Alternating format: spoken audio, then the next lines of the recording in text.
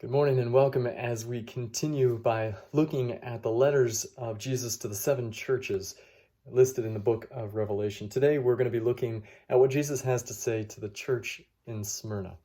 And much of it revolves around suffering.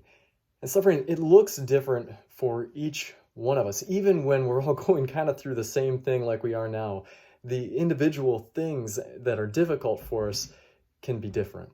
And so, maybe for us, suffering is sickness, or it's financial strain, or infertility, or persecution. It can be any number of things. But whatever it is, when trouble hits, we've got one of two options. We can run, or we can face it head on. And this is why Jesus' words to the church in Smyrna can come across as difficult as they are. So he says in verse 8 of chapter 2, "And to the angel of the church in Smyrna write, the words of the first and the last who died and came to life. I know your tribulation and your poverty, but you are rich, and the slander of those who say that they are Jews and are not, but are a synagogue of Satan.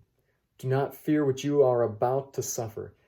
Behold, the devil is about to throw some of you into prison that you may be tested, and for 10 days you will have tribulation. Be faithful unto death, and I will give you the crown of life. He who has an ear to hear what the Spirit says to the churches, the one who conquers will not be hurt by the second death." I mentioned before that the words in this letter to the church of Smyrna can be difficult for us to hear because when we're in the midst of trial or pain or suffering, the last thing that we want is a message that says, you're going to continue to go through that.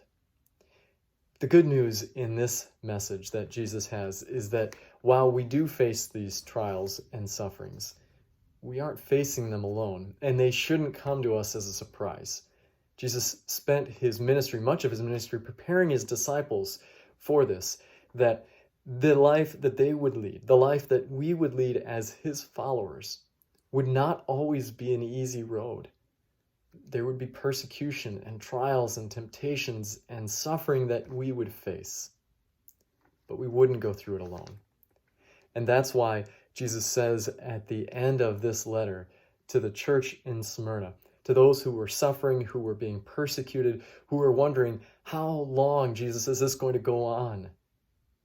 What is coming out of this? This is why Jesus says to them, be faithful unto death, and I will give you the crown of life. When you face difficulties, take that moment as an opportunity to lean into God. Pray often, read the scriptures, and meditate on them.